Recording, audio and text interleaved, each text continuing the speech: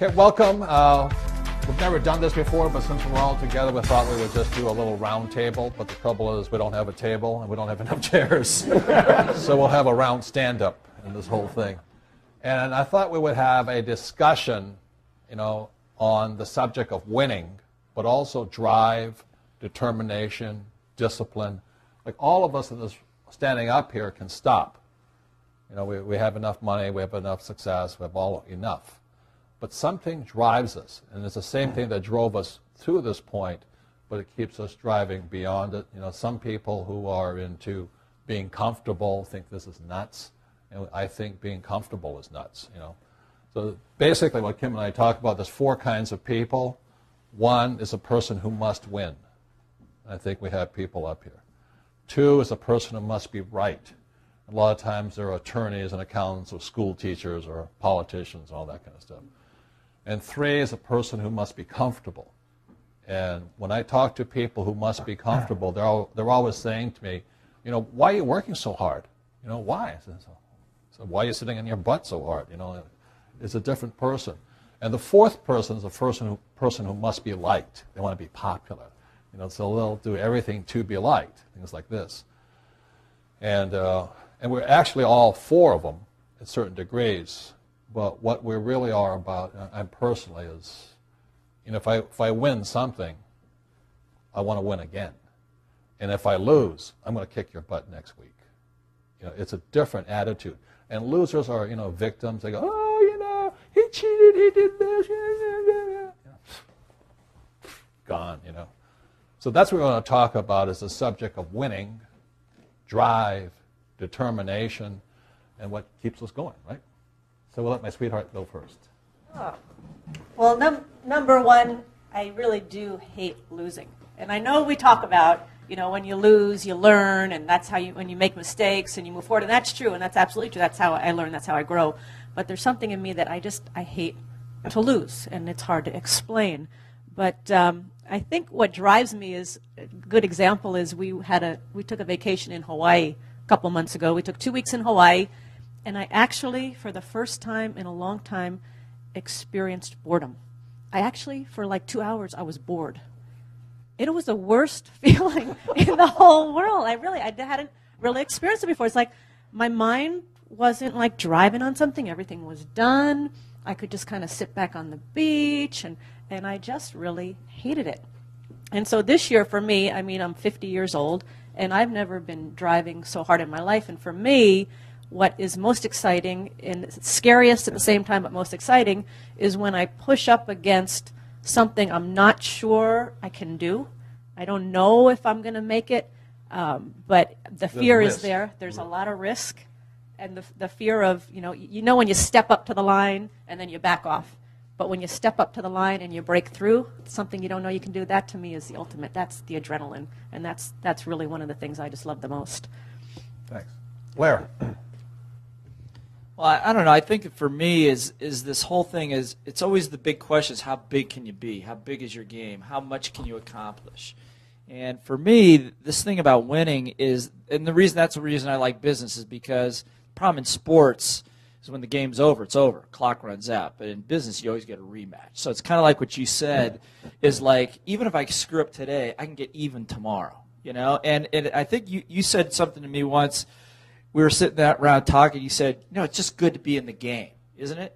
And I said, yeah, that's really true. Is for me to be able to play, to win. If I get knocked down, it's motivation. I always go through the same mood level. It's kind of like, first I get momentarily depressed, then I get angry, then I get resourceful. And the more I do it, I keep on through the cycle faster. So my wife, Eileen, is like, whenever I'm angry, she goes, oh, this is good. I said, she's happy, I'm angry. It's a bad combination. But I know that because ever since I've been a little kid, it's just like, you don't play a sport to come in second place. Why would it, you run track. I ran track. I tried football, but you can tell that the chemistry didn't work real well. But my point is that why would you go up to the line if you weren't planning to win it? If you weren't going to give it everything that you've got. And I think that for me is that this desire to win is just, again, is a way of life. Every day, how big can I be? How much can I accomplish? How far can I go? I have friends like you, Kim. They're just like kicking back. How do I plan my retirement? In my brain just doesn't even fathom stopping. Can I say something to that, real quick? Give me the microphone. She's a woman. Give me She's the allowed to microphone. do it. No, because that's such a good point. Yeah. Because I have really cut out a lot of my friends in the last few years for that exact reason. Is as we're driving forward, we're growing. I'm hanging out with you guys because you encourage me. We encourage each other. We're like driving on it, and it's really hard to hang out with friends that are just kind of complacent, and they're either growing or you're declining. And these friends are declining, and I don't want to. I want to be around people who I get excited and driven by. So I just wanted to make the point. Thanks. Yeah, sure. It's like He lost his momentum. And there's one other point.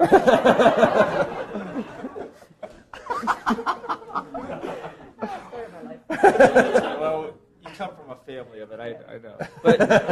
But seriously, I think for me too, like you say, there's certain friends that are no longer around. We started with a lot of people. A few years ago, there'd be a lot of people up here, but this is what's left, because at some level, people, they don't want to go for it anymore. But I think, and now I just want to say one thing about it, is I think that once you get a taste of winning, and once you get a taste of winning, doing something you really love doing, it's addictive. You've got to keep going. It's kind of like, I don't play golf. You hit the hole in one. Okay, this guy, the only guy I know that actually hit a hole in one. Give him a hand. Give him a hand.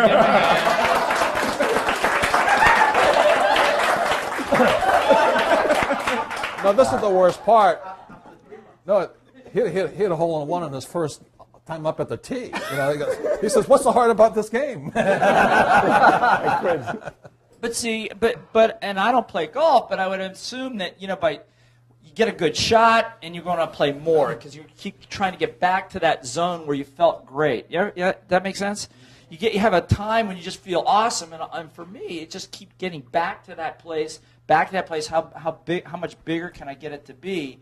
I don't know. It's just an affliction, I think, of having. And people ask me about Rich Dad. They say, "Well, what's it like to be on the team?" I said, part of the code of honor is you got to have an ungodly. These are your words. Ungodly desire to win. And I went to one organization. They said, "Well, we don't want to use the word win. We just want to use the word succeed." I'm going, what's wrong with winning? It's like, well, winning means someone else is going to lose. And the problem with that is, But, there are people that somehow in their brains, it doesn't work. Winning is a bad thing. But for me, it's what I get up in the morning for.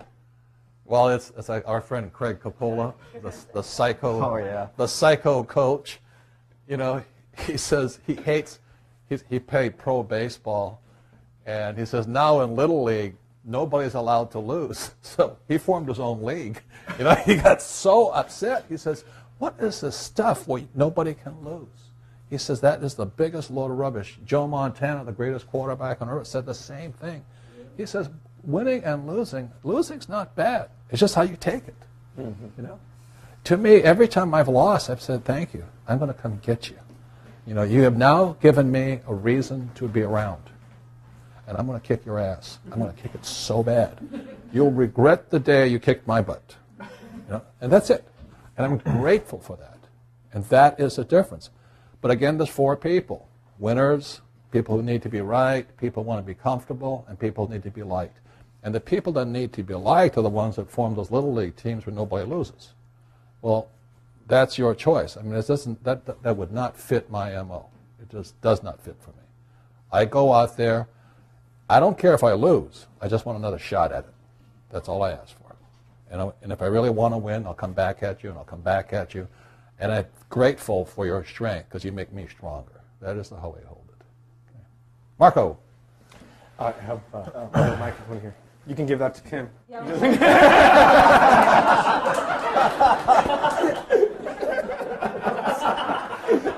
I don't think it would be needed. Sorry, buddy. Go ahead. No, well, one of the things that makes me keep going is, like, for example, when we work in the telethon, and we hear all of the stories of the handicapped kids and their families and all that, the number one question that comes to a person when you're facing a big challenge in your life is, why me, right? Why did my kid have to be born with this handicap condition? Or why did I lose the money? Or why was I born in a poor family? Or why, why me? It's always why, because you're always seeing other people that are doing better than you. But the interesting thing, and something that those kids have taught us in the past, is that when you have privileges, when you have gifts that God or life gave you, when you have things that you didn't do anything to accomplish them. I mean, you were born with them, like the possibility of communicating with more people, the capabilities of being a leader, the capabilities of building teams, the capabilities of people believing on what you say. You never ask yourself, why me? You just ask yourself, why me, when you have something bad in your life, but not when you have something good in your life. So what has happened to me is that I go like, why me? Why me? I could have been that handicapped kid. I mean, what's the difference? And I kind of realized that I believe in God, and I believe that God has a mission for you. And you have to learn, have to discover, have to find out what your mission in life is. Why were you born under those circumstances? And you say it a lot in your workshops. Why did you have to go through all of that struggle to get to the point where you are? There's a reason for that. So if you can find an answer and you can say, okay, I'm gonna do something with it, then you can be the best you can be. Then you can win, which is for me the meaning of winning. Doing something that even when I'm not here anymore, is still gonna be there. That's what drives you on. Yeah. Good. Thank you. Kenny? Well, I think mine's changed since I was a young kid. First of all, what I identified the most with the Rich Dad organization was when Robert was talking about the A, B, and the C student, because I was definitely the C student. And I could never understand why, I was never getting the A's and the high marks. It's probably because I didn't study. and the truth was that I just wasn't really passionate about a lot of the subjects. Had I been passionate about the subjects, I think obviously I would have done better at them. So I always seem to do better at like gym. Those kinds of things. So what I did is kind of like what Blair did, is I excelled in sports. So that's kind of when I learned about winning, and then my motivation changed once I learned that I just wanted to really crush all the A students, even though I was a C student. And that's when I became an entrepreneur. And then it just became a drive. And basically in the beginning it was all about fear of failure. I didn't want to fail. But I think once I got educated more, then I realized a lot more about what I knew and what other people didn't know. And so now it actually becomes more of like a game for me at this point. Because, yes, I like to win, of course. And definitely, if you come in second place, it's really just the first loser. And, it's the truth.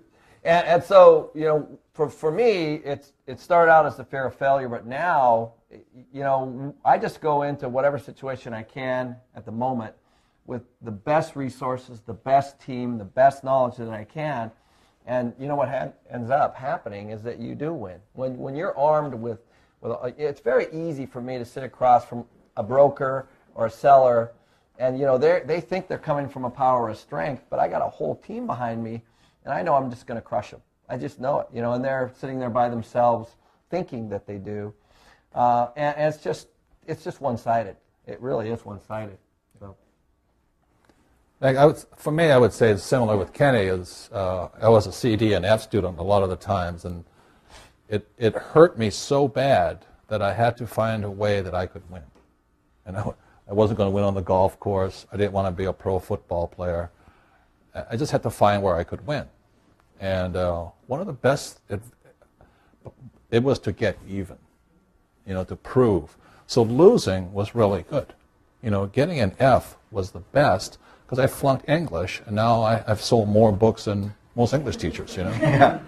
So I always saw losing as kind of a kick in the groin. And it was a wake-up call. It was Jesus saying, get to work. You just found out you don't know something, sweetheart.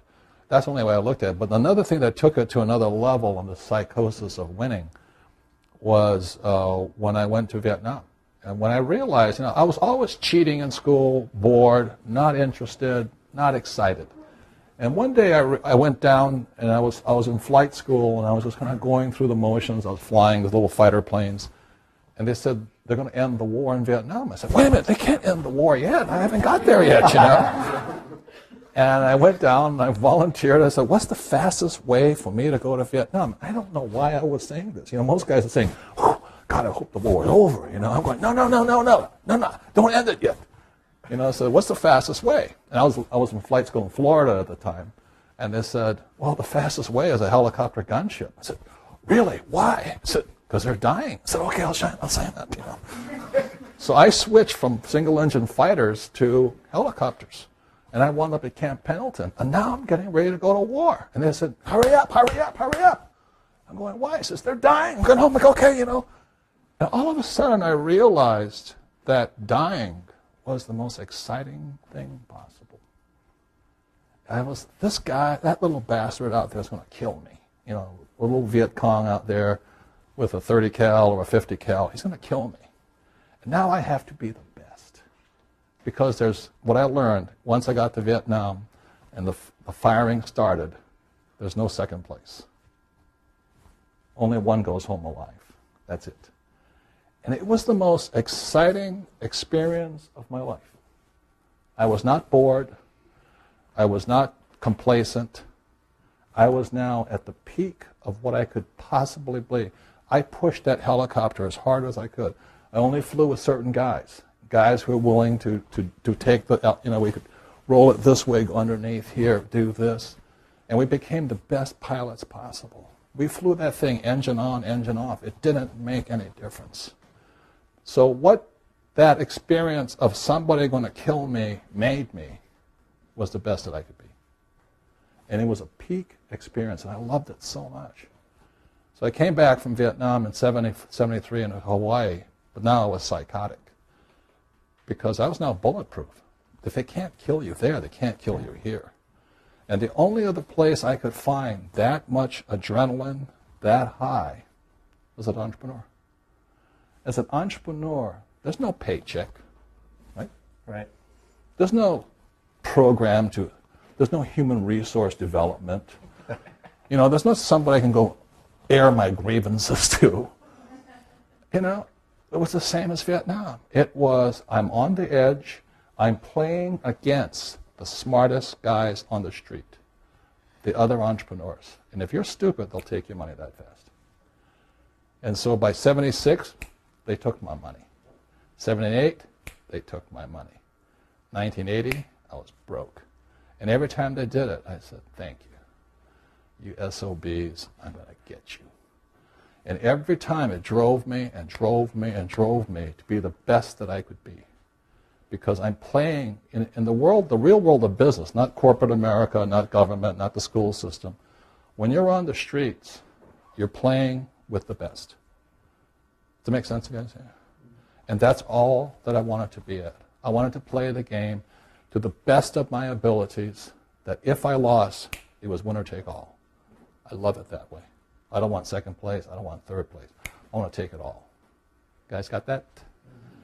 So that's really what sits inside my soul and drive. As Kim says, when I go on vacation in Hawaii, I am freaking bored. What? Oh, isn't this lovely? A little bit more suntan lotion in there.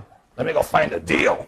Let me go do something, So that's what drives me. I love my competition because and the better I get, the tougher competition I want. So that's why today, like Donald Trump's my buddy and all this, man, hanging out with him, it's such a pleasure. I know why he's a billionaire and I'm a millionaire. And that's what drives me. I don't want to hang out with losers. People want to hang out with losers. It's up to you. It is not what I want to do. And we have free choice in that matter. That makes sense, guys? I have something else to say. Okay. I'm getting used to this. No, I just want to say, listening to everybody, I also, when I was young, I played sports. And your team counted on you to do the best you could be. And that's kind of what I've I've surrounded myself over the years, and same as you talk about Donald Trump, I surround myself with people that are counting on me to excel. And Donald, if Robert doesn't step up to the line, he's not going to hang out with you. Yeah, Donald won't hang out with losers. It's not his style. He's a very nice man, very polite. He just doesn't take your phone call.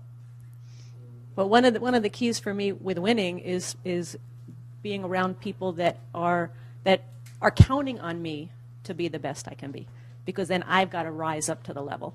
So when I did the Rich One PBS show, PBS was counting on it to be a success. Richard, our producer, was counting on it to be a success. Robert was counting on it to be a success. I couldn't just sit back and go, oh, well, if it happens, it happens. That's okay. No, I was scared to, you know what?